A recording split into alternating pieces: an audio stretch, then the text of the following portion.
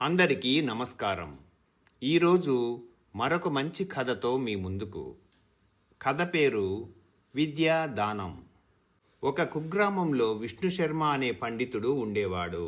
ఆ గ్రామంలో దాదాపు అందరూ అక్షరజ్ఞానం లేని వాళ్లే. వారందరికీ విద్య నేర్పాలన్న ఉద్దేశంతో ఆయన తన ఇంటనే బడిపెట్టి వచ్చిన వారందరికీ చదువు చెప్పనారంభించాడు. ఇవ్వగల వాళ్ళు తృణమో ఫణమో ఇచ్చేవాళ్లు. బీద విద్యార్థులకు ఆయనే తిండి బట్ట కూడా ఇచ్చి చదువు చెప్పేవాడు. ఇలా ఉండగా ఆ గ్రామానికి పరమానందుడనే మహావిద్వాంసుడు వచ్చాడు. ఎందరో మహారాజుల చేత సత్కారాలు పొందిన ఆ విద్వాంసుడు విష్ణు శర్మ నడిపే గురుకులాన్ని గురించి విని ప్రత్యేకంగా ఆయనను చూద్దామనే వచ్చాడు. వచ్చినవాడు 3 రోజుల పాటు విష్ణు శర్మకు అతిథిగా ఉండి ఆయన చేస్తున్న విద్యాదానం గురించి గ్రామ ప్రముఖుల ముందు గొప్పగా పొగడి తాను ఆస్థానాలలో గడించిన డబ్బు కొంత విష్ణు శర్మకు బహుమానంగా ఇచ్చి తన దారిన తాను వెళ్ళాడు. పరమానందుడు రావటంతో గ్రామ ముఖ్యులకు విష్ణు శర్మ పట్ల గౌరవం రెట్టింపైంది. వారందరూ విష్ణు శర్మకు బాగా ధన సహాయం చేశారు. ఆ సహాయం మూలంగా విష్ణు శర్మ ఇంకా ఎక్కువ మంది బీద విద్యార్థులను చేరదీసి వారికి చక్కగా తిండి సౌకర్యాలు ఏర్పాటు చేసి మరింత హెచ్చుగా విద్యాదానం చేయగలిగాడు. ఆ బడికి చుట్టుపక్కల గ్రామాల వాళ్లు కూడా రాసాగారు. బడి మంచి ఉచ్చదశలో ఉండగా విష్ణు శర్మ ఆకస్మిక మరణం పొందాడు. బడి నడిపే భారం విష్ణు శర్మ కొడుకైన దేవవర్మపై పడింది. దేవవర్మ కూడా తండ్రితో సమానమైన పాండిత్యం కలవాడే. కానీ అతని బుద్ధి తండ్రి బుద్ధి లాంటిది కాదు.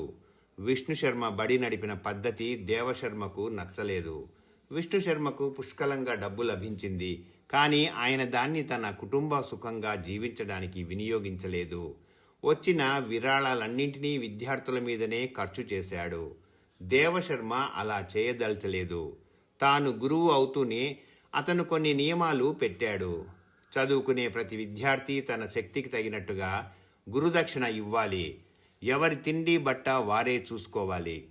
ఈ నియమాలు అమలు కాగానే బీద విద్యార్థులు బడి మానుకున్నారు. వాళ్లే అధిక సంఖ్యలో ఉండడం చేత వాళ్లు మానగానే బడి తీసిపోయింది. దేవశర్మ ఎక్కువ డబ్బు తెచ్చిన వారికి కొంచెం శ్రద్ధగా చదువు చెప్పటము, తక్కువ తెచ్చిన వారిని అశ్రద్ధ చేయటము జరిగింది. పొరుగుళ్ల విద్యార్థులు మానుకున్నారు. అంతో ఇంతో గురుకట్నం ఇవ్వగల వాళ్లు కూడా తమకు చదువు రావటం లేదని బడి మానేశారు. ఈ విధంగా విష్ణు శర్మ చచ్చిపోయి ఏడాది తిరగకముందే ఆయన పెట్టిన బడి దాదాపు మూతబడింది. దేవశర్మ దగ్గర 2-3 శిష్యులే మిగిలారు. బడికి విరాళాలు నిలిచిపోయాయి.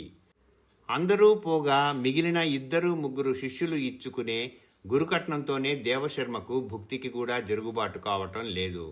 అతను ఆశించిన దానికి పూర్తిగా విరుద్ధంగా జరిగింది. ఆ గ్రామంలోనే ఉన్న దేవవ్రతుడు అనే యువకుడు విష్ణు శర్మ వద్ద చదువుకున్నవాడు. తాను చాలా బీదవాడై ఉండి పొలం పని చేసుకుని జీవిస్తూనే రాత్రిపూట పేద పిల్లలను చేర్చి చదువు చెప్పనారంభించాడు. అతను విద్యార్థుల నుంచి ఏమీ పుచ్చుకునేవాడు కాడు.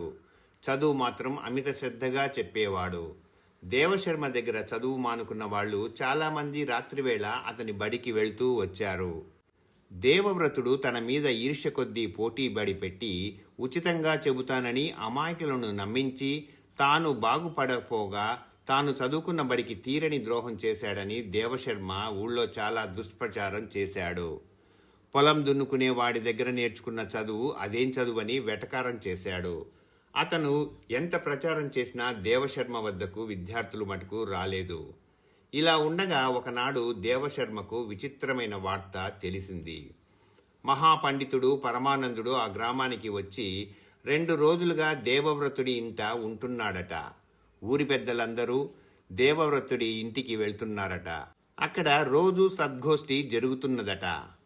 3వ రోజు దేవశర్మ తాను కూడా దేవవ్రతుడి ఇంటికి వెళ్ళాడు. పరమానందుడు ఊరి పెద్దలతో విద్యాదానం గురించి మాట్లాడుతూ దేవవ్రతుడు చేస్తున్న కృషిని మెచ్చుకున్నాడు. అన్ని దానాల వంటిదే విద్యాదానం కూడానని, విద్యాదాత మహాపురుషుడి కింద జమ అవుతాడని, విష్ణు శర్మకు సరియైన శిష్యుడు వారసుడు దేవవ్రతుడేనని అన్నాడు. పరమానందుడు వెళ్ళిపోయాక దేవవ్రతుడి బడి పెరిగింది. అతనికి అంతులేని విరాళాలు లభించాయి. గ్రామ ప్రముఖుల పిల్లలంతా అతని బడిలో చేరారు. విష్ణు శర్మ లాగా అతను కూడా బీద విద్యార్థులకు తిండి బట్ట ఏర్పాటు చేసి కొద్ది కాలంలోనే ఆ గ్రామంలో నిరక్షరుడు అనేవాడు లేకుండా చేశాడు. ఇంతటితో కథ సమాప్తం.